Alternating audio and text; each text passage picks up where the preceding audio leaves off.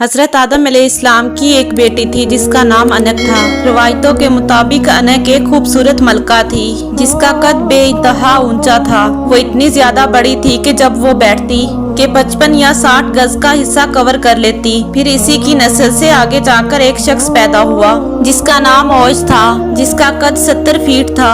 उसकी पैदाइश हजरत इदरीस अलैहिस्सलाम के जमाने से पहले हुई थी। यहाँ तक कि औज ने हजरत नूह अलैहिस्सलाम का सलाब भी देखा था।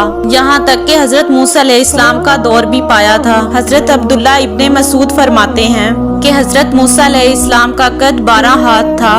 आप अलैहिस्सलाम के असा की लंबाई भी 12 हाथ थी और आप अलैहिस्सलाम ने छलांग भी 12 हाथ की लगाई थी। लेकिन फिर भी आप अलैहिस्सलाम के असा की चोट औज की टांग तक ही लग पाई थी। लेकिन इसी चोट की वजह से औज की मौत भी वाक़या हो गई थी, क्योंकि यहाँ बात हजरत मूसा अलैहिस्सलाम की हो रही है, जो कि तमाम पैगंबरों में से बहुत ही ज्यादा गुस्से वाले पैगंबर थे, जिन्होंने एक थप्पड़ से मौत के फरिश्ते यानी हजरत इजराइल अलैहिस्सलाम की आंख फोड़ दी थी।